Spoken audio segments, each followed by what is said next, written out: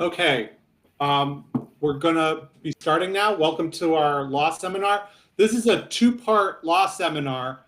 We're gonna go over the Connecticut state standards today. And tomorrow we're gonna have attorney Wynn Smith come in and handle the legal end of this. If any questions come up today about anything having to do with the courts or anything that an attorney would have, would need to answer, we're going to save those questions for tomorrow. It looks like everybody's mic is muted. If you need to ask a question, just unmute yourself and ask a question. Scott's going to be unmuted, and if Stan can get in, he will get in. So let's get this started. Let's see. Scott, if you have anything and you want to jump in at any time, okay? Sure. I'm just trying to help him get on via his phone. All right. Okay. All right.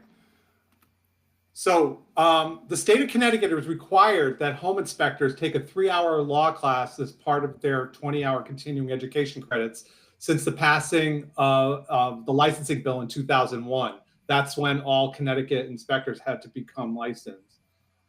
During each 2-year cycle, you must take at least one course of 3 hours on home inspection legislation, licensing laws, and regulations. Let's see here. Stan's been on the board for the Connecticut Association of Home Inspectors for 16 years, and I guess he sat through 18 of them. I personally been through, probably 12 of them. And I can tell you a lot of interesting stuff comes through these law seminars. And a lot of questions will be asked during this presentation concerning what standard, what we have to put in our reports, what is required legally, and that kind of thing. Let's see. Prior to 2001, there was no regulations for home inspectors. If you didn't like your job, you could just become a home inspector. So I'm happy that there is regulation in the state. The standards could always be better, but I think the state of Connecticut has pretty good standards as we are working right now. In Connecticut, prior to the passing of the licensing law, in 2001, realtors were complaining about the inconsistency of home inspectors. Some inspectors would remove electrical panels, some would not. Some could go on roofs, some would not. Some inspections were 45 minutes, some were 5 hours. Reports were either very, very short or very, very long. They had their preference of their people. They preferred guys who didn't get on the roof or take panels covers off, or who were done in an hour. So the Realtor Association pushed for regulations and licensing. If they cannot get complete control, let's get the state to control them. The state, in its wisdom, knuckled under the power of the Realtor Association and their lobbyists, and instead of doing the heavy lifting and developing a standard of practice on their own, they adopted the ASHE standard. Licensing and the standards did not really change anything. There was still inconsistency in our profession because the standards were thin, vague, and very much to interpretation. 22 years later, they still are. And home inspectors have been having a little issue with that. Do we go above our standard? Do we stay with the standard that the state has? As long as you follow the SOP, the standard of practice, and everything that's in that is in your report, you should be good. You shouldn't have a problem with an attorney coming back to you and saying, you didn't get, if you don't meet the standard and there's a problem, the attorney can point that out to you and then come back to you and say, hey, listen, you did all these things, but you didn't meet the state standards. So this gives us a door into a lawsuit.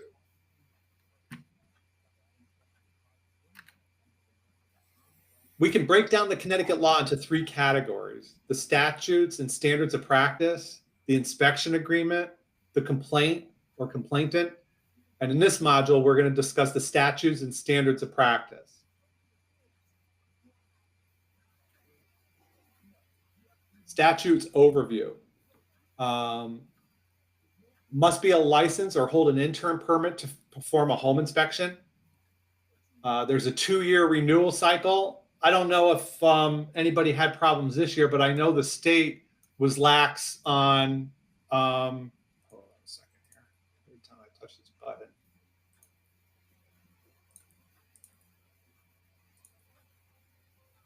There we go.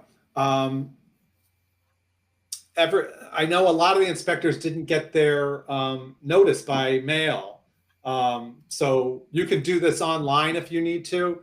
But I know I was in communication with 20 or 30 inspectors who just didn't get their renewal notice. But this has got to be done every 2 years, and this can be done online. 20 continuing education credits per cycle, 75% core, 25% non-core. Interns must complete 100 supervised inspections, 10 directly, 90 could be indirect. If you're a supervisor and you're training people, this basically will be up to you on how you want to do it. Personally, I do train people, but I make them do all 100 supervised. Let's see here. Scott, you can't see slides? No. All right, hold on 1 second. Give me 1 second. It just went down, Jim. Yep, no, hold on. I'll get this right back up. Hold on.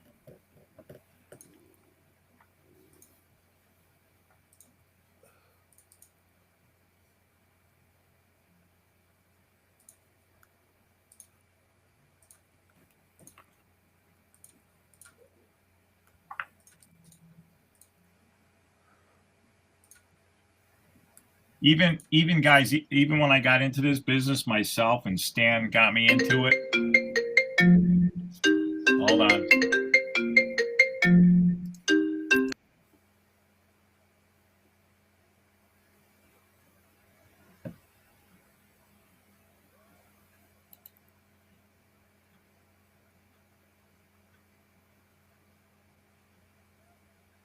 Okay. Are we back with the...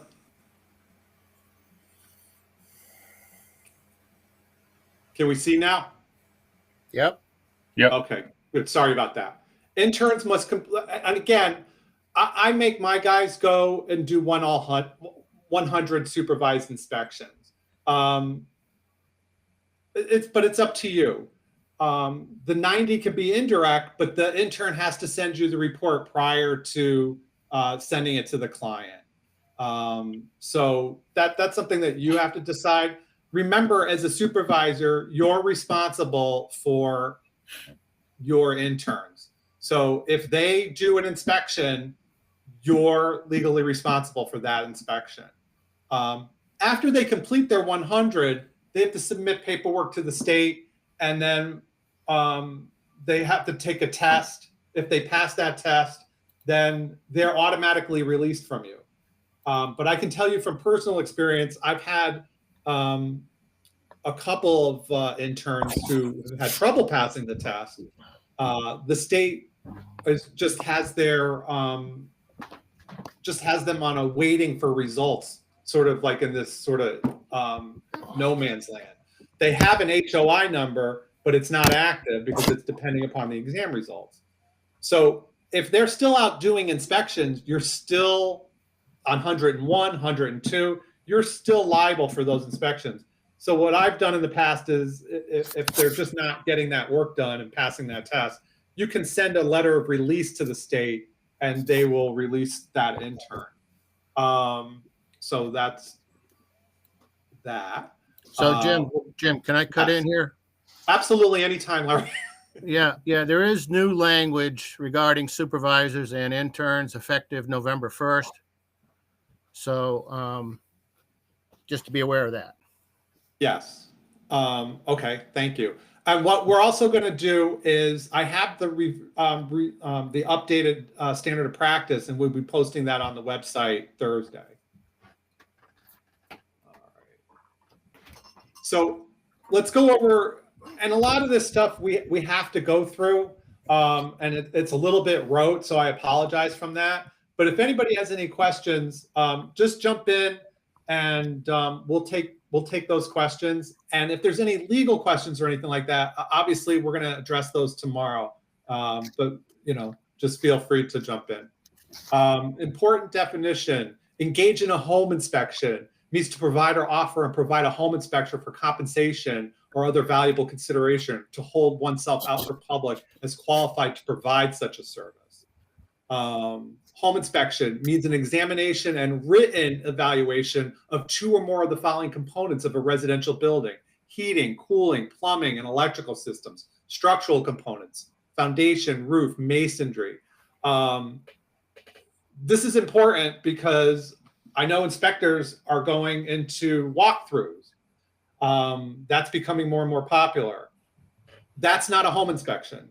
Okay. And you need to be very, very clear with your agent, with your client, that is not a home inspection. So the components of the roof, masonry, structure, exterior and interior components, and any other related residential housing components set forth in the regulations adopted by the commissioner. This also goes to evaluation of a mobile home, manufactured home, with examination or evaluation is conducted or prepared for the purpose of complying with the subsection. This is all just home inspector means a person's license in accordance with the provision or the section 20-492A or subsequent section and the regulation adopted pursuant to. Home inspection intern means a person who is in training to become a home inspector under the supervision of a home inspector licensed in accordance with the provisions of the section or subsection, and any regulations adopted pursuant to section. Residential building, meaning the structure that is intended to be or is in fact used as a residential residence consisting from 1 to 4 family dwelling units, but does not include commercial use space or units and common areas.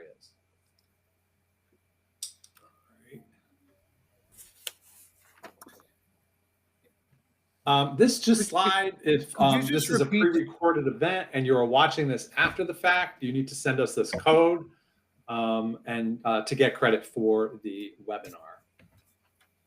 886. Oh. Breaking news. Okay. Let me see one thing here. Okay. Alarm systems, meaning warning alarm devices installed in freestanding, including but not limited to carbon monoxide detectors, flue gas and other spillage detectors, security equipment, ejector pumps, and smoke alarms. Board, meaning the home inspection licensing board.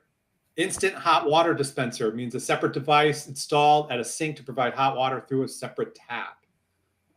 Spillage detector, meaning a device used to detect a leak, including but not limited to combustion flue, gas leaks, or liquid spillage. Warning equipment means installed or freestanding smoke detectors, carbon monoxide detectors, and combined smoke and carbon monoxide detectors. Smoke detector means a device solely for the purpose of automatic detection and warning of the presence of smoke. Carbon monoxide detector means the device solely for the purpose of automatic detection and warning and presence of carbon monoxide. And combined smoke and carbon detector means a device solely for the purpose of automatic detection and warning and presence of smoke and carbon monoxide. I don't know if you want to jump in, Larry, but that's also been updated as of November 1st. And I will explain it. And Larry, you tell me if I'm wrong. My understanding is now that a home inspector has to determine if there's the presence of the smoke detector and carbon monoxide. They have to determine where they are located in the house or the lack of presence of these devices. They also have to determine the number of devices. And if you're able to test the device or explain why you couldn't test the device or inform the client why you didn't test the device. And also, if possible, determine the age of the device if it's older than 10 years. Does that sound right? That's basically correct. As far as these definitions are concerned, can you jump back to the alarm system? Yes. Okay. So these are the new regs in a not codified form. So if you notice in alarm systems means warning, and then the brackets there, that means when this is codified, then that word is going to be removed. So if you continue reading alarm systems, carbon monoxide detectors, flue gas, and other spillage detectors, those brackets indicate that that will be removed in the amended regs, which are, this is the uncodified version, and supposedly it's being codified so that it could be available to the public.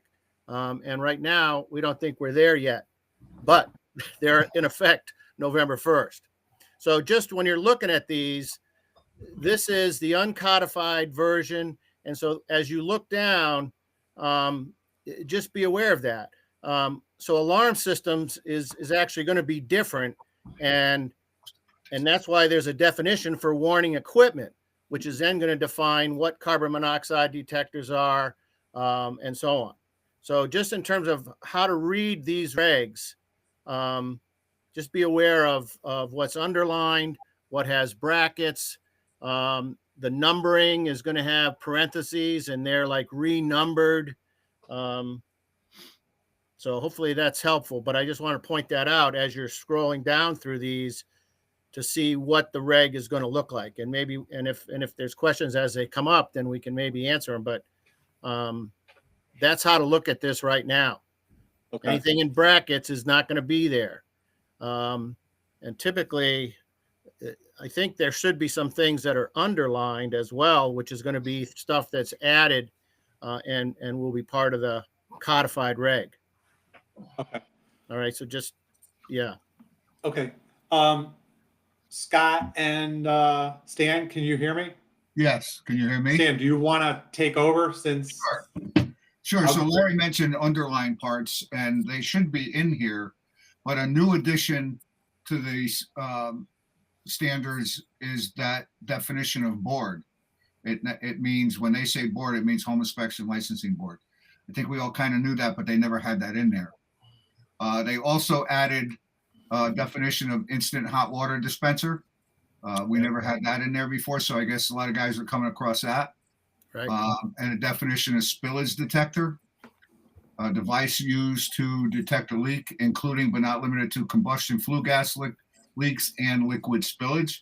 So I guess that can be applied to septic alarms and sump pump alarms, ejector pumps, whatever else out there, maybe even those devices on the drip pans of an air conditioning. They're not an alarm, but they stop spillage, right, by shutting the air conditioning off. So we don't, as we get into this, those will be listed as not part or not required to be inspected. But you'll see when we get into this a little more. Right. And I'll go to the next. And prior to the amendment, these things, spillage detectors and so on, carbon monoxide, smoke detectors, they are all listed under alarm systems. So the new law that was in 2021, the summer, that talks about smoke detection and carbon monoxide detection. So that's why this was all separated. And there are new definitions for warning equipment, which is carbon monoxide, smoke, and or combined. So just, and we will not be required to report on those systems. Well, we'll get into it. Yeah, it's if it's in the presentation, then it should be pretty self-evident when it comes up. All right. I've only seen this Scott- since this morning or yesterday, so All right, Yeah. Stan, I'm just going to go to the next slide, and you just tell me when to go ahead. go ahead. So here is the definition of warning equipment. Means installed or freestanding smoke detectors, carbon monoxide detectors, and combined smoke and carbon monoxide detectors. And then they go Okay, into so just to jump in on this, I'm not sure why this is not underlined, because this is all new stuff, and in the uncodified version that I have, that's I an might have addition. forgot to underline them, Larry. Say again. I might have forgot to add the. Oh, I okay. copied that from the PDF, Okay. and the underline didn't come through. I might have forgot to put it on there. Okay. Well, then maybe that would be all right. That's great to know, so that we can just comment. This is the new stuff, and just in terms of defining what warning equipment is for now. But this is what's going to be in the amended reg. So just to know that. So when you do get your hands on the new regs, whether they're codified or not, read through them very carefully. No matter how many times you've read through them since you've been a Connecticut home inspector or inspecting in Connecticut, it doesn't hurt to read them again, even though you have to go through 2 hours of this every 2 years. You should read them just to refresh your memory, and now even more because they're going to change a little bit. So on this slide, under plumbing system, under section or line C, which says inspector is not required to inspect the following items, the instant hot water dispenser and the recreational facilities, I believe, were underlined and added. Is that your understanding too, Larry? Do you have those there? Do you have them there? Just say that again, Stan. I was looking through this version I have. So under plumbing. Yeah. Okay. Line C, inspector is not required to inspect the following items. That's correct. Yeah, that's all new. Right. Those are right. So those two are added, right? And then there is a new definition. Hang on a second. No, it really, yeah, the new part that is added to, you probably don't have this, but there is a definition for recreational facilities. Okay. And that means, and I'm saying this is prior to the amended version. Recreational facilities means spas, saunas, steam baths, swimming pools, exercise, entertainment, athletic, playground, and other similar equipment and associated accessories. The addition to that is jet tubs. So in the new amended version, recreational facilities will also mean jet tubs. And so under plumbing, inspectors not required to inspect the following items, recreational facilities. We don't have to look at jet tubs. Okay. Jim, go to the next slide. See if I put that. No. Okay. Sorry. Okay. Now, the other thing that's going to show up in the definitions is there is a definition for carbon monoxide detector. There's a definition for combined smoke and carbon monoxide detector. And then there's a definition for warning equipment. So those are things that are added. Okay. As far as definitions. And then, yeah, those are the two things in that plumbing thing. That's what was added there. All right. So you can move on. All right. So electrical. Yep. Now these are underlined. Solar systems and on-site generators were added. That's correct in terms of not required, right? Okay, Jim. Next slide. Now, the other thing, though, okay, in the previous electrical, Next slide. it said that the inspector shall report on the absence of smoke detectors. That's been in our regs for a long time. That's all we had to do is we were supposed to report if there weren't any. Well, that was moved, and now it appears in this section here under interior, the absence of warning equipment, and then the new amendment, as per the law, that now we have to say that they're present. So not only that there aren't any, but we have to say that there are some. And so all of this is basically should be underlined. Right. That's supposed to be underlined. Yes. Sorry about that. Yep. Anything from C down to, well, is there any more than that? Because there is there's D and E. D and E. Okay, D and E. This is kind of important, this part, D and E. Okay. Next slide, Jim. Yeah. No, this is where we want to be. Go ahead. Yeah, you're good there. Yeah. All right.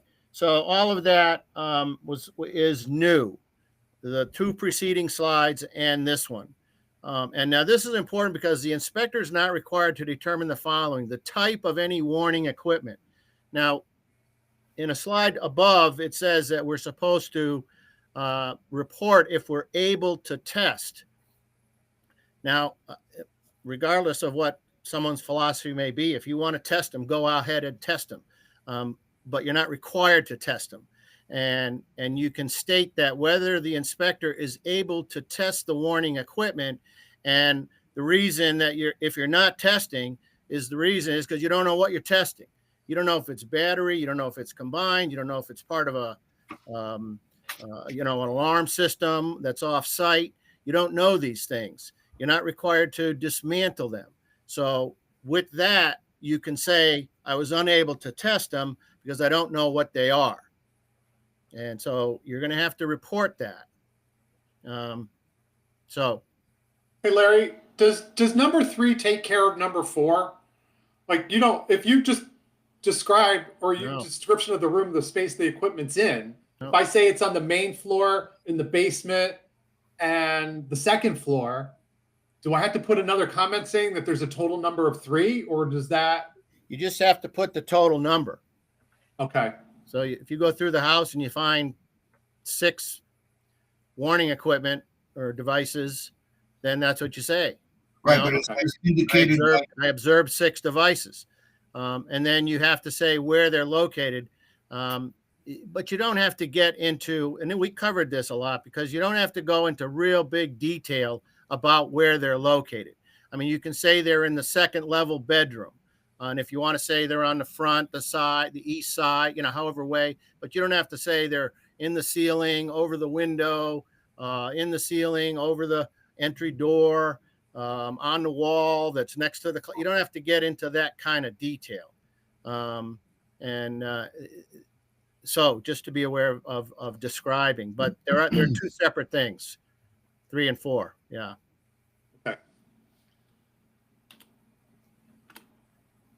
Okay. Stan, do you want to pick up here under home inspection intern requirements, or? Yeah, so there's a few changes. I don't know how many of you guys work with interns, but there's we're going to read this entire paragraph because it's I don't have underlined and I'm not sure why, but so the home inspector intern shall complete all requirements and apply for a home inspector license within 4 years. There was never a stipulation before, right, Larry? That's right. All yeah. right. We're kind of, hang on a second. I just want to see where the hell we are here. There's something in this section. The whole section is 2491-27 intern requirements. The very first one, which precedes this, and it's not here, but it says no more than 2 home inspector interns may be under the direct or indirect supervision of a licensed home inspector at any one site. Okay. Now, no more than two home inspector interns may be under the direct, or indirect has been removed. So it's going to say under the direct supervision at any one site. Okay. So no more than 2. Because what was happening, apparently, possibly, was that two interns were on the same site and being supervised. Well, if you're indirect, the supervisor doesn't have to be there. So the way it read is that you could have two interns on a site. So that was changed. Where'd it go? Jim, we lost this. We lost Here we the. go. I don't know if that makes sense to you guys, but So Larry, just so you know, you can have 2 guys with you on an inspection. if you're a supervisor, you can, and it's a direct inspection. Yeah. But indirect means the supervisor doesn't have to be there, right? Right. So you could have one with you, and one could be, if he finishes his first 10, he could be doing his other 90, if that's the way the supervisor chooses. Yeah. How many can you have at the same time? You know, how many can you have? 5? You can't have 2 direct. Can you have how many can you have total? You mean working under your supervision? Correct. I think there's no limit to that. Yeah, I think there's no limit to that. Right? Yeah, the It's issue is just how many. Go ahead. You can't have all 5 guys on one inspection. No, that was a concern too, as to, you know, who's doing what and what are they getting credit for if you have more than one. So there was some discussion about that, but the thing that I just want to be clear is that you can't have 2 inspectors doing an indirect inspection on the same site. Doing a direct. No, so no more than one home inspector intern can be present on a indirect supervision requirement on any one site. Yeah, is this wait a minute. Yeah, you see, we don't have one home inspector intern may be present during the so direct. you can supervise 10 guys. more than If you're one going home to inspector. do, if you're going to bring the one, if you're going to do a home inspection, you can only have one intern with you. Well, it says no more than 2 home inspector interns may be under the direct supervision of a licensed home inspector at any one site. So you can have At any one site. So you could bring 2 guys to you at one site, but if they do it on their own, they can only do it by themselves. That's right. Right. That's right. See, we don't have the whole standard in front of us, and I'm having trouble picking up where this stuff fits in under home. Larry, it's 5 of 8 on if you have anything on your, I actually have the PDF that Stan sent to me, so it's page 5 of 8. Yeah, I'm on 5 of 8, and where are you now with this? Under home inspector intern requirements D. All right, hang on a second.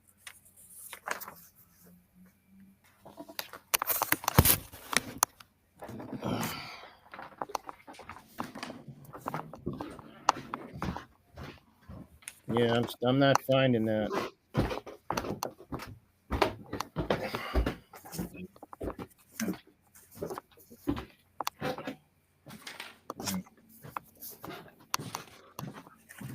All right, so we're past 9. Home inspector. Jim, go back to the last slide real quick. Yeah. All right, so that's okay. So what we just had was after this. Okay.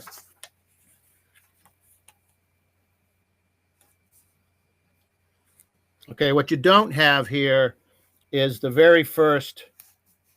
Do you have a copy of the standard, Scott, there that you're looking at? It'd be 2491.27. Yes, I got that. Okay, A.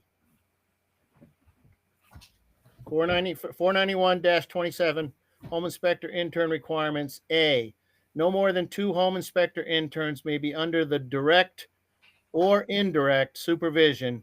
Indirect is going to be removed. So that's not going to be in the new amended regs. So that sentence in the new regs will say no more than 2 home inspector interns may be under the direct supervision of a licensed home inspector at any one site. So a supervisor can bring 2 interns to a site, but they cannot be indirect where the supervisor's not there. So if you have guys that have finished their first 10, how many can you have? Well, then they're effectively doing indirect, and they can only be by themselves. Right, and it can be more than 2, correct? No, Scott, No, if someone's an intern and they're doing their own inspection, the odds of them having one of your interns at their inspection is going to be 0. No. What I'm saying is I can have no more than 2 with me direct. Yes, correct. Correct. Okay?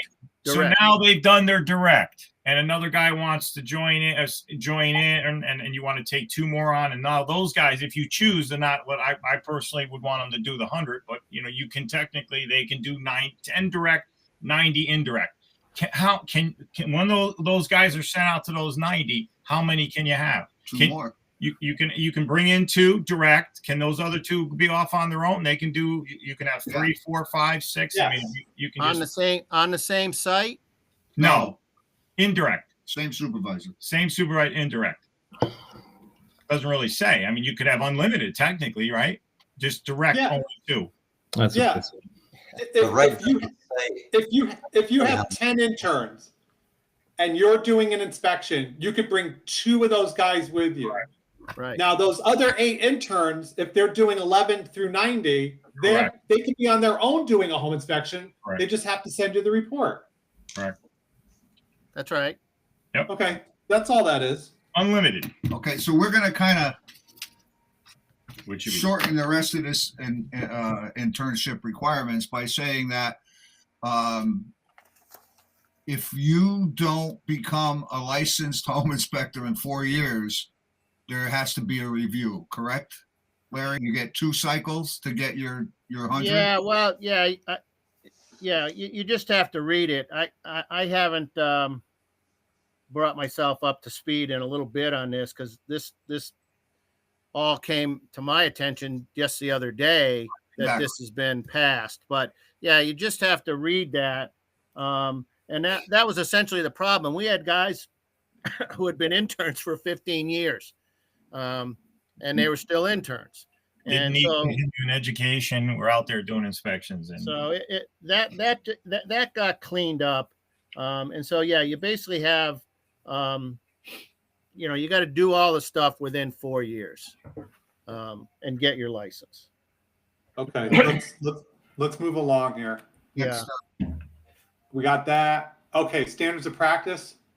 Okay, so now we're going to get into the standards of practice, their purpose, the scope, things of that nature. I know a lot of people probably are 100% familiar with all this, maybe some 50, but of course we have to go over this all again. So the purpose of the regulations is to establish a minimum and uniform standard for home inspectors who provide or offer to provide a home inspection. All right, so we want everybody kind of doing the same thing minimally. The inspector shall inspect readily accessible systems and components of the home and installed systems and components of the home. Now, I highlighted the things that I think are the most important out of all of this.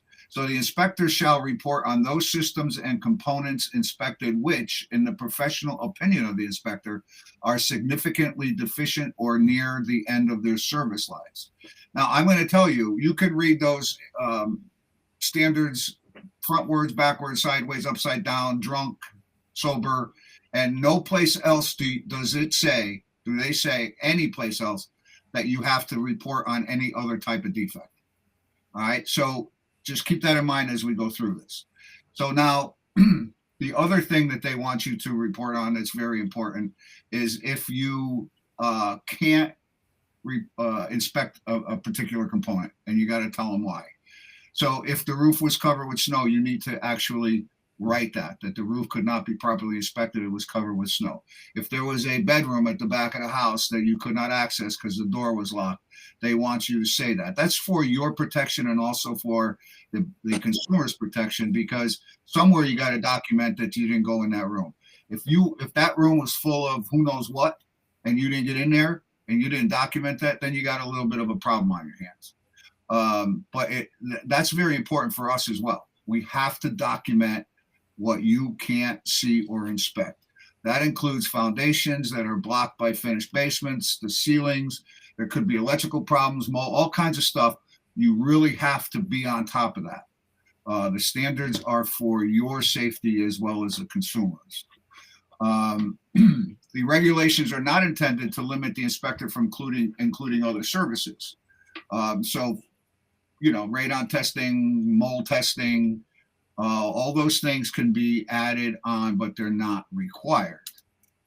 And if you are a contractor and you feel that you could specify repairs, then by all means you can. But I think that's something that should be that you should stay away from. If that's your expertise, then certainly go right ahead. Next slide, Jim. Stan, let me jump in with a question here, and maybe we'll bring this up with the attorney later on tomorrow.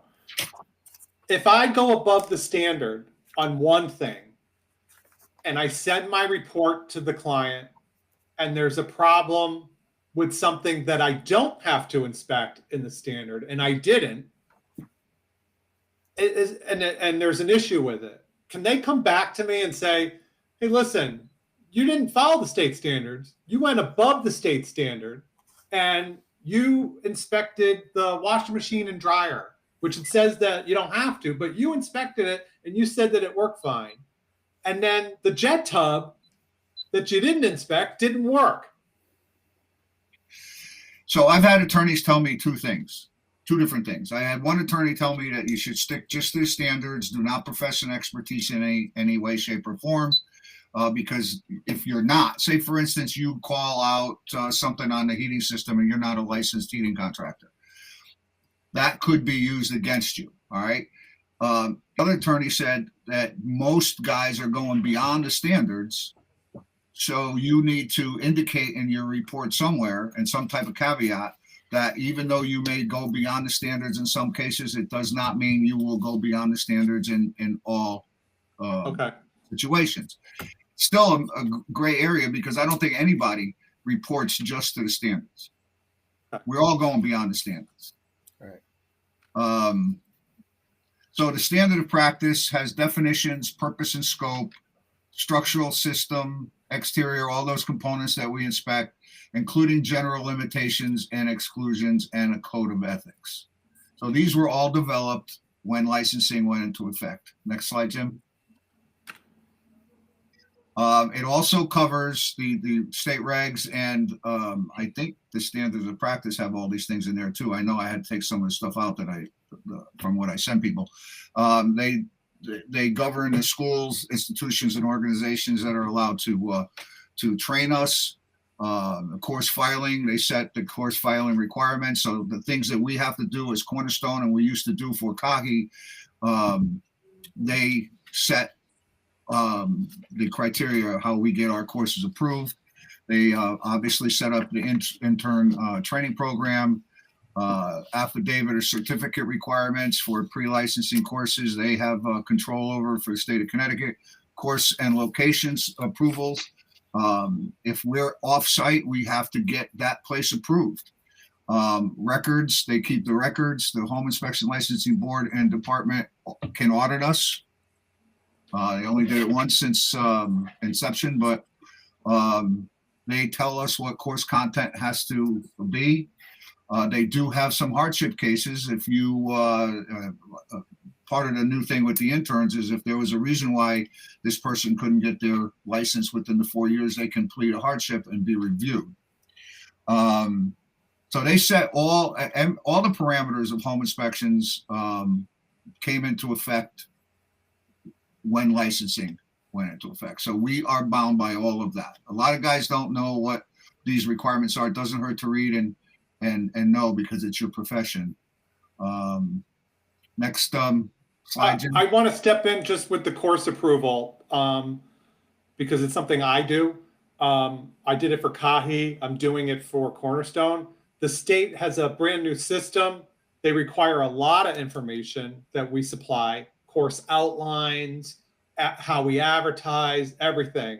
So that is all submitted. Then they give us an approval number, and all those approval numbers are on our site that you can view these webinars, and the courses are usually good for 2 years that you can view them. Okay, next slide. So I hope everybody knows that we have this disclosure form that we have to we put our name and number on there. If we're an intern, we have to identify that. And It's too small for me to see.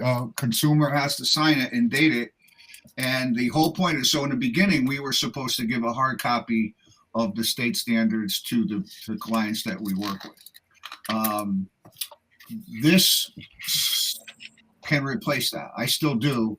I send them ahead of time via email, but this is Direction to the website. right. Direction to this Department of Consumer Protection's website where they can find the standards and review them, but also it gives them directions on how to file a complaint if they're not happy with your service. And so with inspection software, I'll let you know what I do is I've integrated this form into my contract. So they're getting this and essentially signing it when they sign the agreement. Okay, so no matter how you do it, it's supposed to be done. Prior. Done at the site, you can send it ahead of time. I know a lot of guys send stuff out ahead of time and get it. They won't leave their house unless, their agreement and this is signed.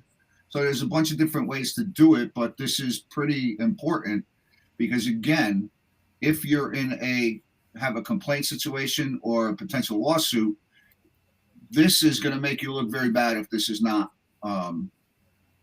signed and completed. Also, jumping into that, I know from past webinars, attorneys have told us the quicker that you can get this to a customer, the better.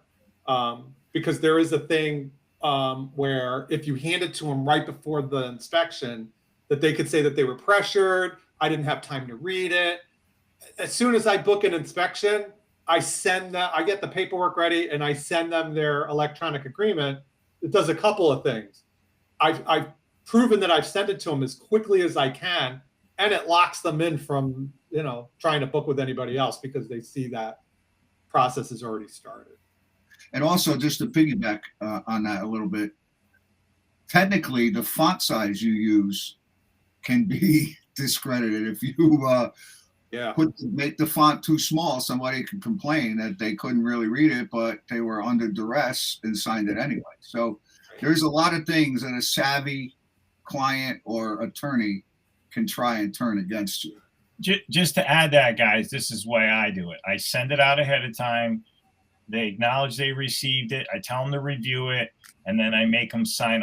I give them the standards. I give them my inspection agreement ahead of time, 24, 48 hours, wherever. Then the day of the inspection, I actually say to them, do you have any questions? I make them sign it in front of me, or you could do it electronically if you want to. And then I ask them if they have any questions and to review it. 9 out of 10, most people just go, yeah, they didn't even review it, but at least it was done correctly. So, and I go over it with them before I do the inspection. Don't forget, all these things are there's no bulletproof method of preventing you from accepting or getting into some liability here. They're all just a bunch of hurdles. And, professional beaters are going to jump every one of those hurdles, but some people will stop at the first or second one. So you need to have them all in place to try and make sure that you don't get into a sticky situation. Right. And the attorney will go over this, but this form needs to be sent out, but you don't necessarily have to have a pre-inspection agreement with the client either. Right. We'll go over that tomorrow. We'll go over that later. Okay. So again, there's a bunch of definitions that are in the standards, 3 that I think are very, very important. And anybody that came to our last presentation on report writing, we kind of hit upon this as well. So describe means to report a system or component by its type and other observed significant characteristics to distinguish it from other systems and components. Inspect means to examine readily accessible systems and components of a building in accordance with home inspection statutes and sections, and then they have numbers there, inclusive of regulations of the state of Connecticut agencies. And then report means to communicate in writing. So again, when we go through the standards really quick after this, you'll see where there's not much. That there's a lot of describing, but not a lot where they say you need to report on. So I'm going to say that within the description of a component, say the siding, is where you may, depending on how you interpret it, be describing the defects, because it doesn't say describe the defects that you find any place. Jim, let me just clarify what I said before. I send out pre-inspection information that includes my contract, my inspection contract, and the state standards, not a pre-inspection agreement. So I might have said pre-inspection agreement. Next slide, Jim. Yep. More definitions. Significantly deficient. I like this one. Means unsafe or not functioning. And I kind of have an issue with that, because you can have a 2-year-old boiler or furnace that has a bad CAD cell, or that hasn't been serviced and just has a gummed up nozzle. That's maintenance. That's not significantly deficient. So if your heating system doesn't fire and you say, well, significant deficient and it's got to be replaced, that's a tricky definition right there. It's more not functioning and it should be serviced. But if it's a 50-year-old forced air furnace, you might as well bless that baby and tell them, even if you get it running, just get rid of it. But that's a tricky definition there. Next. So we're going to go because we're running out of time. We got a half hour. Yep. So structural. The inspector shall describe the foundation and report the methods used to inspect the underfloor crawl space or basement area, the floor structure, the wall structure, the ceiling structure, the roof structure, and report the methods used to inspect the attic. So in today's reports, that spans a bunch of different sections, at least in my report. So you have to kind of hit those things in the sections that you are reporting on those things. If it's the attic, the structure, the basement, but does it say anywhere in there to report on the defects you find? No. So, and that's the whole structural section. So I'm just playing around a little bit with the vagueness of the standards. Of course, we're going to report on all the things that we find, but it doesn't, that's one of the problems here. Inspect the plumbing. For what? For water leaks? I mean, we know we're looking for water leaks. I think it should be a little bit more definitive, because now we all are taking our own interpretation of that, which could be different and could be the same. Next slide, Jim. Again, if anybody has any questions, just unmute yourself and just jump in. So on the exterior, we're supposed to inspect a bunch of stuff: wall coverings, flashing, trim, all exterior doors, attached decks, balconies, blah, blah, blah. But then the inspector shall describe just the exterior wall covering, finishing, and trim. So technically in your report, that's all you have to, by the standards, describe. The siding. Is it painted? Is it natural? Is it wood? Is it vinyl? And what kind of trim? Is it wood, vinyl trim, metal trim? You could describe the defects there as well, which I think we all do. So here's another area where you're going beyond the standards automatically, probably. Stan, can you just quickly elaborate on the terminology that we hear? We see, serviceable versus our standards. Yeah, well, that was in the report writing. Today we're just kind of covering this, but serviceable has a big meaning. You can keep on throwing money at something that needs to be fixed every other week. So by replacing this part and that part and this part, you're keeping it serviceable. But at some point, if you can't make it run anymore, then it is no longer serviceable. You can't find parts, whatever the case may be. Except the tricky word, satisfactory. Those are definitions that are, I think, in the standards as well. So they want you to use them.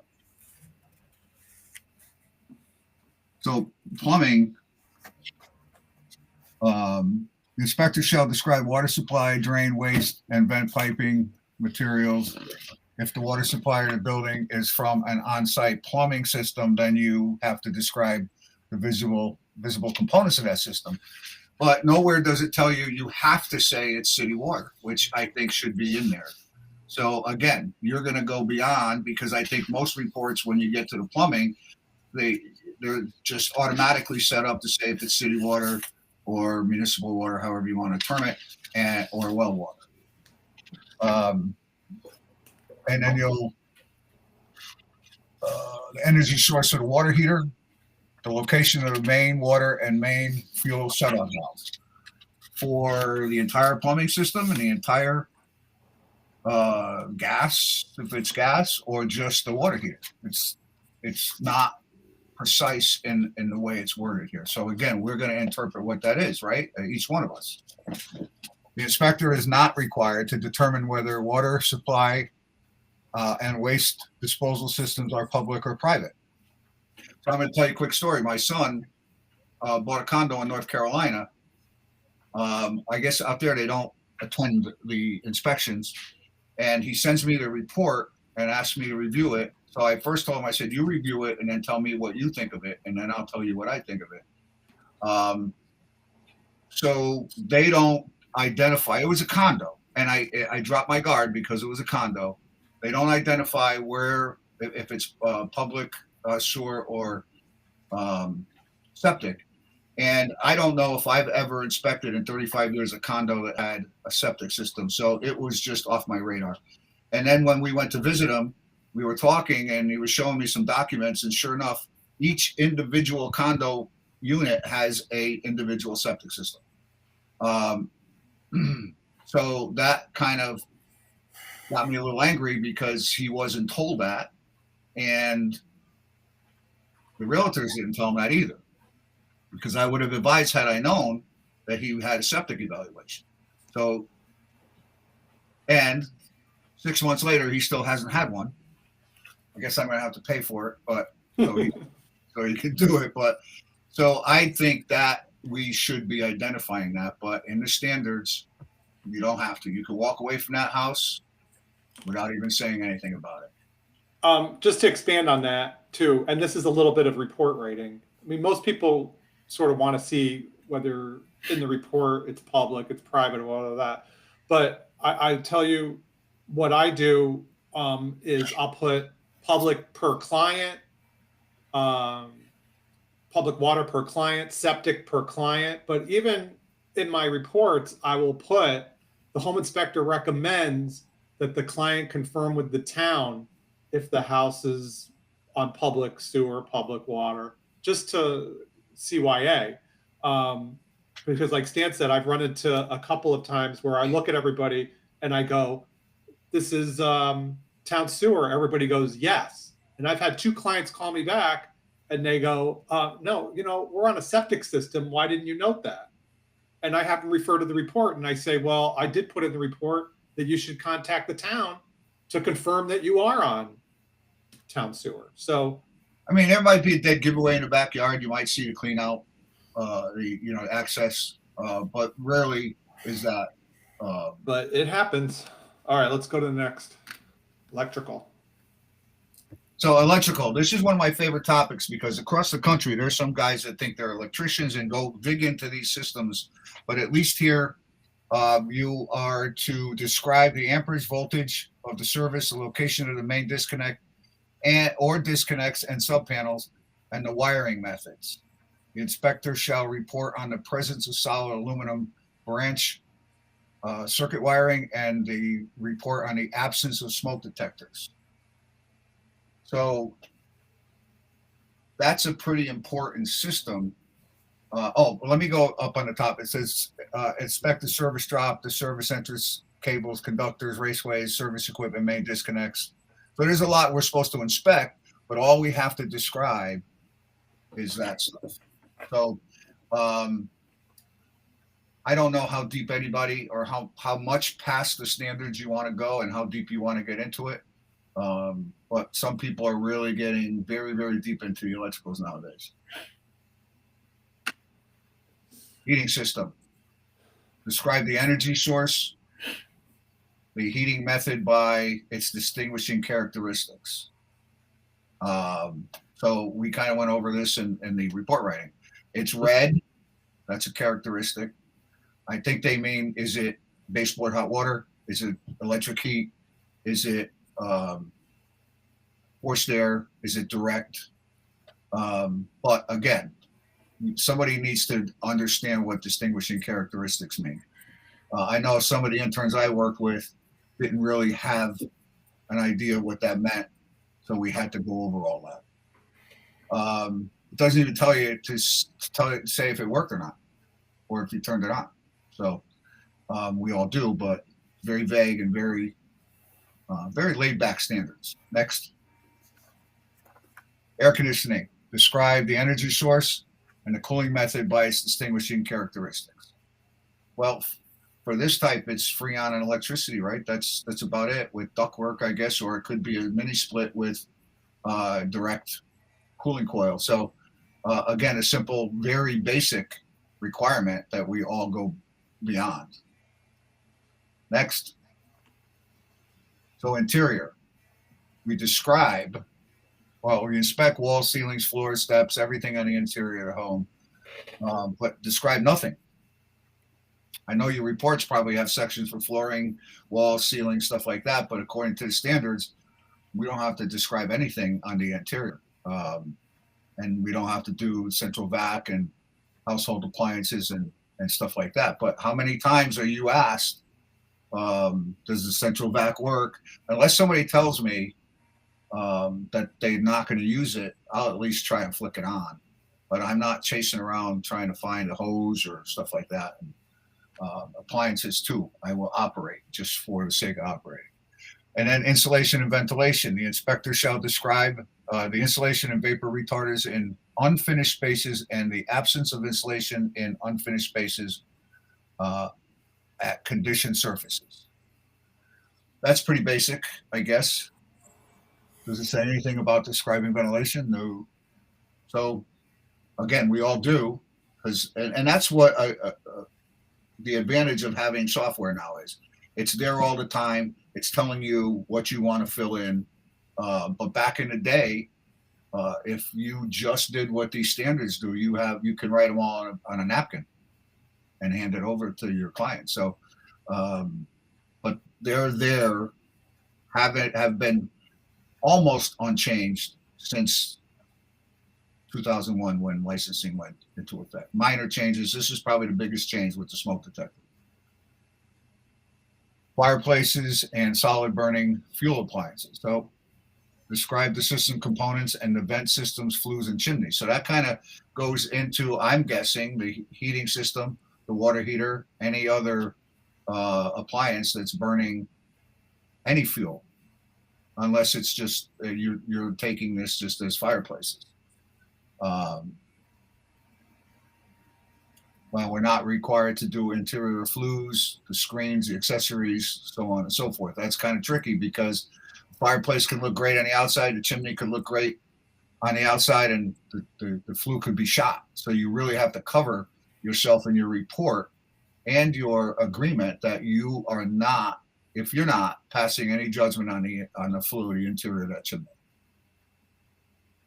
And of course, we don't have to do with fire extinguishers, draft characteristics, or move fireplace inserts or stoves or firebox content. Next, Jim. So lots of general limitations and exclusions.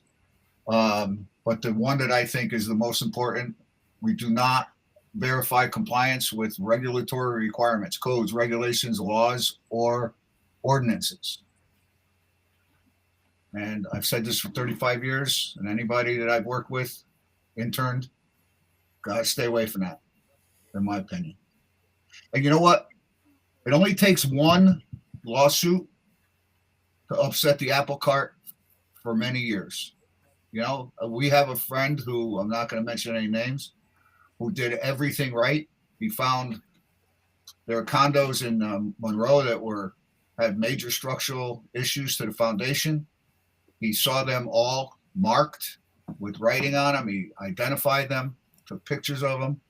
He's out 50 grand now in a lawsuit after 15 years of home inspections. That negates a lot of your profit. So sometimes when you get tired and you don't put that extra thing in your report, put it in a report.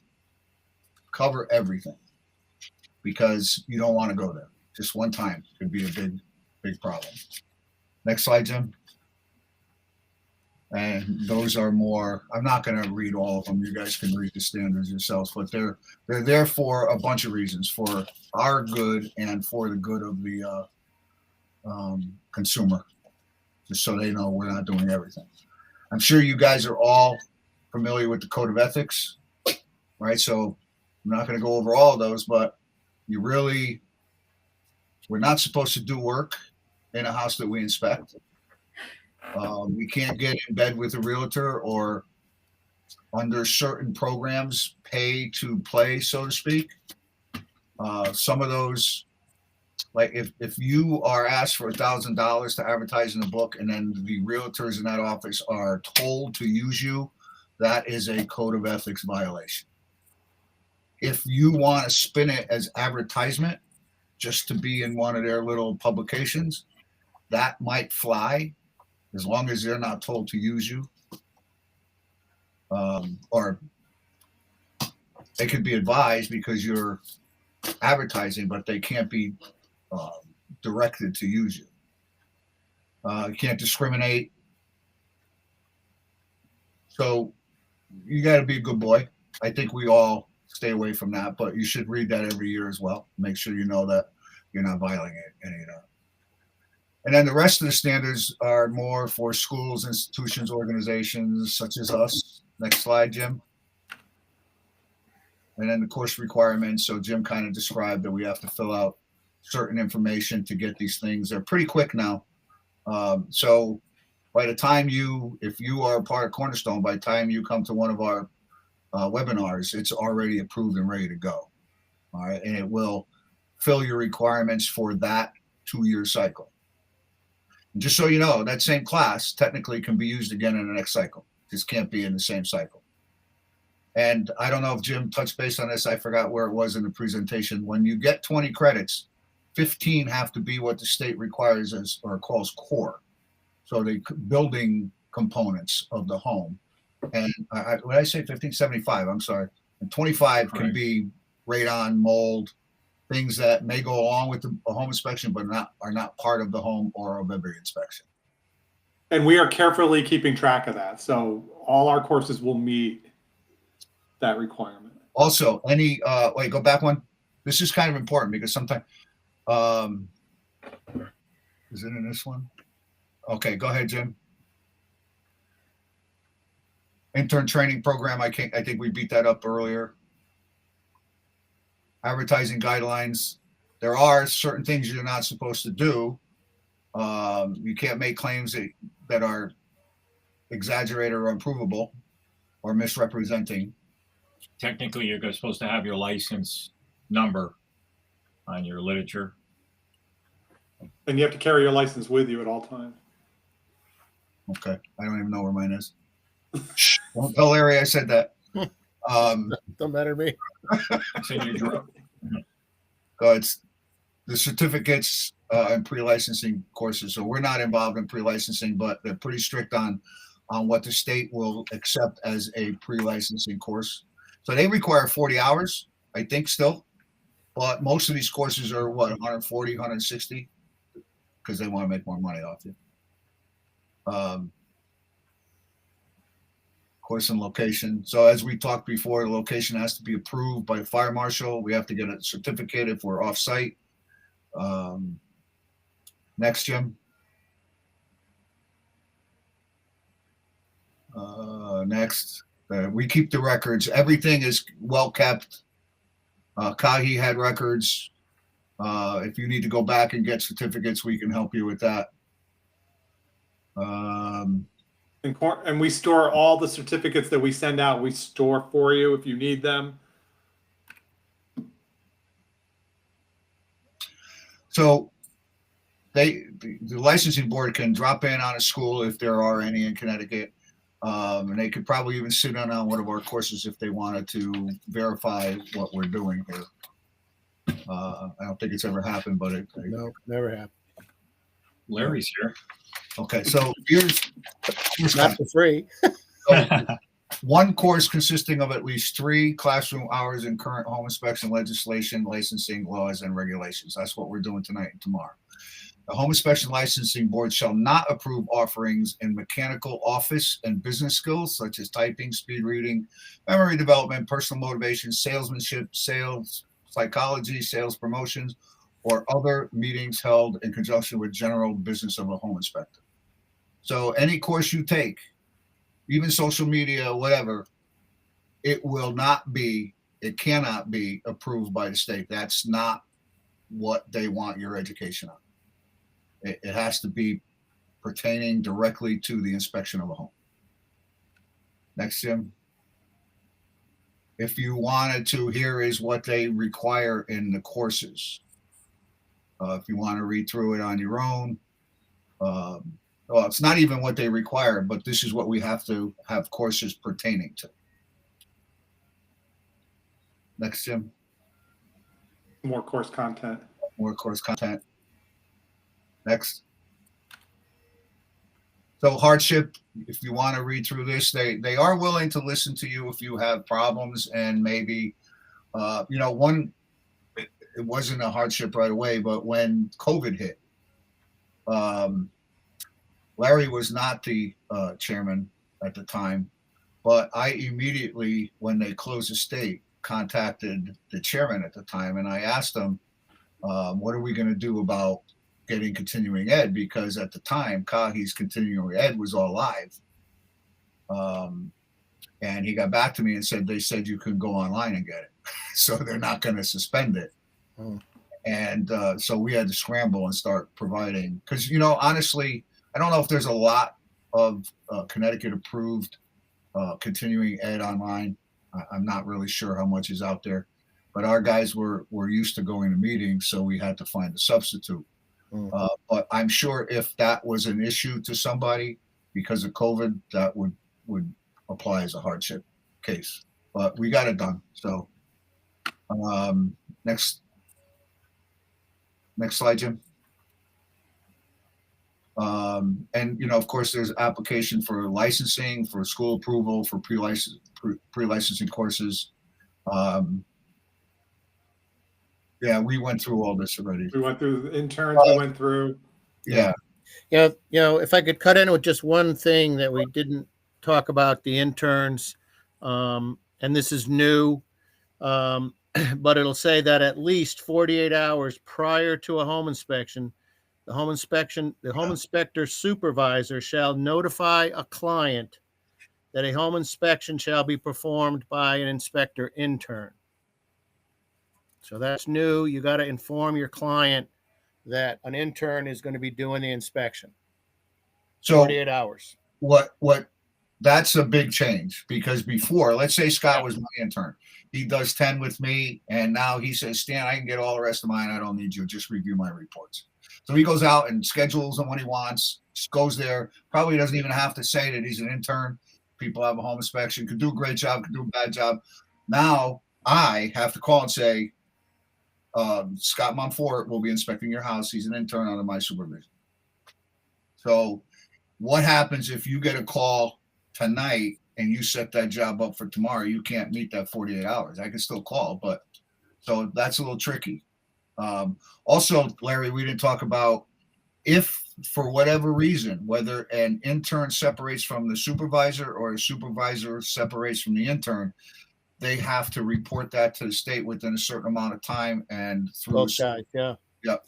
Both guys within 10 days. The supervisor notifies the department, and the intern notifies the department. Larry, where does that notification go? Because I've been trying to release an intern who's completed her 100, and no one gets back. Yeah. Welcome to the crowd. Welcome to government. Yeah. Who have you tried to contact? I just sent it into the general email, the DCP, but there was a couple of guys there that don't work there anymore, and yeah, that's when a lot of issues developed, when COVID happened and Bob Kuzmich resigned or retired. A couple other guys retired, and now things are different. Okay. I can look into finding out if you're having trouble notifying, then we'll try to clear that up, find out directly where you go. But thank you. Yeah.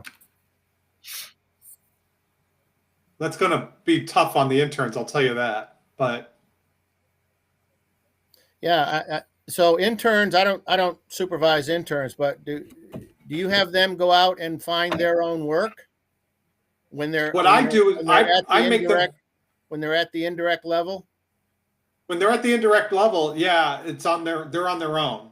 They can get what they want. Well, if they stay the 100, then they're with you for yours, and if they happen to pick one up too, then you would do that with them as well, and get a fee for that. I personally think it's just better to have them with you for all 100. I don't think that they can learn anything in just 10.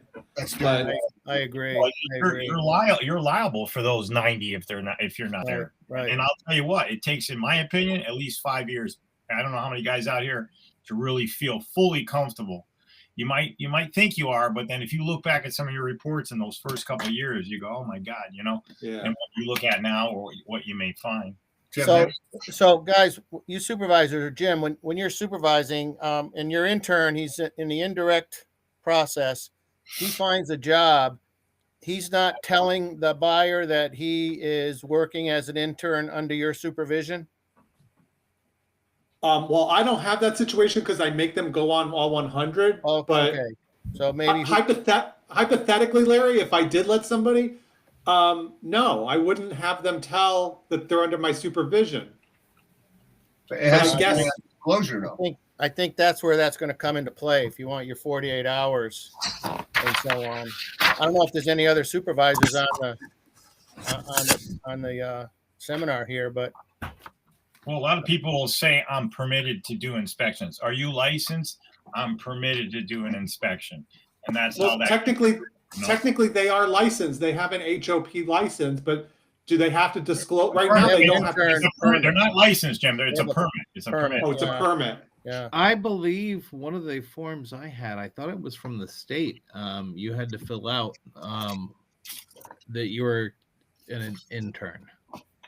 I'm not sure, but you know what? On the disclosure form, yeah. Yes. Yeah. Correct. It's on the disclosure form. So I always took it as it was disclosed at that point, if I hadn't told them beforehand. Yeah. As long as they fill out that paper correctly, it will tell them who their supervisor is, his license or her license number, and then their permit number and their name as well. The sad truth is most people want the experienced guy. It's unfortunate we all had to go through it, Yep. So that's pretty vague when you come down to it. I mean, it says this new edition says that the home inspector supervisor shall notify the client. Right. Now, is the client is it the intern's client or is it the supervisor's client? The supervisor's responsible for the job. I mean, I don't know. That sounds like a mess. But that says the home inspector supervisor should notify the client. But I think they have a misconception that the supervisor knows ahead of time that the intern's going out to do a home inspection. Right. Well, I think just in the eyes of protecting the consumer, the intern is doing his 11th inspection, and maybe the client wants to know that I'm an intern. You don't necessarily say you're doing your 11th inspection, but maybe that client would say, how many inspections have you done? Well, I've done 11 or 12. Well, okay. Maybe I want somebody more experienced. Maybe that would come up. Maybe that's the idea of consumer protection in this thing here. The problem is, it sounds good, but the problem is that could create a problem for people getting licensed. Yeah.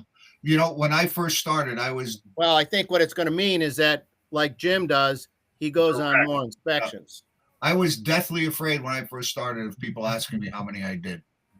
Deathly afraid. And I didn't know how I was going to answer it. And I never got that question in 35 years. That's great. I want to know, what do you charge? How much?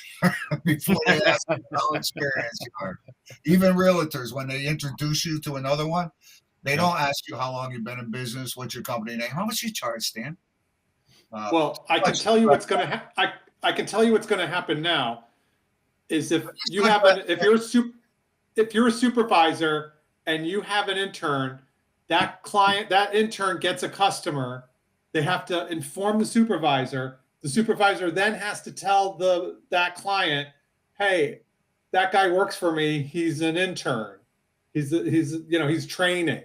That's going to kill I want that you. business. I'd rather have you. But that's the problem. He does not work for you. He's under your supervision. And you're responsible legally for everything. If he misses a crack foundation, you got to pay. I think the simple solution is have them do all 100, and then Jim, Jim, go to the next slide. You know? Are we close to the end? Well, so We're close to the end. Okay. 2 more minutes. We'll get through this. Well, no, you tell your home buyer, if you were to tell your home buyer that an intern is doing it, and the buyer says, I'm really not comfortable with that, I'm sorry, then you take the job. And bring the intern. Bring them, yeah, if you want, but I mean, you take the job. Well, we'll have to see how this plays out if it gets implemented. Because right now, nobody even knows there's a change, right? But us. That's right. It almost seems as if it's set up for a home inspector who has a lot of business and is sending out his interns, because they're limiting, you can't send 2 interns. So maybe he's, benefiting by letting them do the groundwork. And then, flip side here, kind of. Yeah. Jeremy, where are you located? I'm in Hartford. So I'm not going to mention any names, but I think the person is very close to you.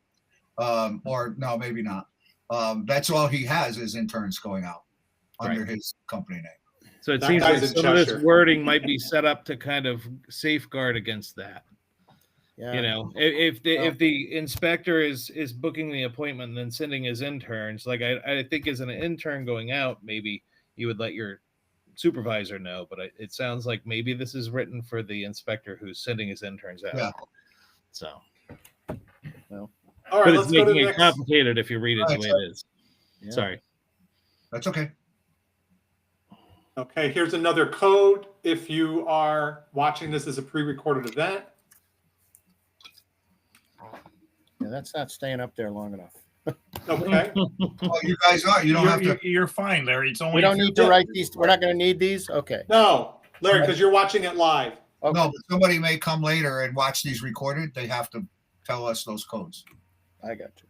Okay, and then this is so conclusions for what we discussed today. So the state regulations define all aspects of the home inspection profession, sets guidelines for internship, licensing, education, and continuing ed, provides a code of ethics. The SOPs define the scope of inspection as well as the limitations and exclusions, identifies required items to describe and report on, and will be used as a defense against complaints to the DCP. So real quick story. When crumbling foundations first became a big issue, there was a meeting up at the state. Out of 650, 700 home inspectors and interns combined, there were about 23 of us at this meeting. And the state said that if a home inspector, for whatever, not just the foundations, if there was a complaint to the DCP, they would make sure, they would go through all the standards and their report and make sure they follow the standards. And if they did, they would, unless it was an egregious issue that the standards didn't really exonerate them from, they would stand behind the inspector. The problem is that I'm going to say that probably 98% of complaints go to either directly to us or to an attorney, and the attorney addresses us. So it's still important to keep those things in place. But if they do go to the state is going to support. So there's a process, but they will support you if you find if they find that you have met all the state standards. So that's what this is all about. Those 6 lines there. I hope it wasn't too boring. I know this is my 19th or 18th, and I was looking forward to this today. Dan, if I could cut in for a second on that. If a complaint comes up and comes to the department, they're going to assign an investigator, and he's going to ensure that the standards were followed. And that's all he's going to say. We use the word that the department would support. Well, in that manner. Don't take that in too deep, because They're just going to say there was no violation of the standards. This Right. is a civil matter, period. Right. So they So don't really give you any support other than say, you basically, you did your job, but I don't know if that's what you mean by support, but they're not going to go to bat for you or anything like that. No, I know that. And that's Yeah. why I think it's ridiculous to even report to them, to be honest with you. Well, I mean, you can use it in your defense. You did your job, but Right. just Every little bit helps, Larry. What's that? What's that? Every little bit helps. Oh yeah. I agree. So any questions, So, guys? if anybody has any questions, feel free to jump in. Until you do jump in, I'm going to just spend a minute. I know this was a little bit of confusion at the beginning. Thank you for bearing with me. But I'm happy we got it straightened out and Stan got back with us. We cut this up into two sections because we didn't feel we needed the attorney here tonight just to read through these standards that he doesn't really understand as well as we do. Tomorrow, I'm going to send out a link again to everybody, and I'll send it out multiple times through the Click meeting and by email, so that you'll log in at 7 o'clock tomorrow, and we will have attorney Wynn Smith here, and we'll go over more from the attorney's perspective, and what they'll cover. Contract law, what to go through when somebody's suing you, how to handle that, how to avoid it. So he'll go through all that with you. But we wanted just to really get this section done tonight because it's just sort of, we have to plow through it. And it's just something that we didn't feel the attorney needed to do. Plus, this is a long seminar to be sitting in front of a computer, 3 hours. So we try to break it up. That's the reason why we're doing 1 hour seminars twice a month versus 2 hours where you won't have to sit here for 2 hours in front of the computer because we all love sitting in front of the computer. Right. And I just want to add, if anybody too, I just want to have, if anybody has any, and I said this when I was with Kahi, if anybody has anybody they know that wants to present to us, let me know, let Stan know, let Jim know, and we'll certainly we'll schedule. And again, I'm going to book us into summer of next year. So that contact, Jim, will be on the website, and it's subject to change, but at least you guys can look and say, hey, I can't make it Tuesday at the beginning of the month. I can make it Tuesday at the end of the month. So we're going to try to mix it up, and you guys can take a look at that. Yep. Don't forget they're all recorded, so you can go back and watch them if you missed the webinar. Yes, we have a page with past webinars. Everything's labeled really well. I'm going to put the standards on the website tomorrow, so there'll be a dedicated page for that. And again, certificates will be sent out probably Thursday morning because we'll wait till everybody gets through both sections of the seminar. So unless anybody has anything else, I'm going to end the seminar, and I'll see everybody tomorrow. All right. Thanks, guys. Thank you. Tomorrow. Thank you. Yeah. Thank you. Good night. You're welcome.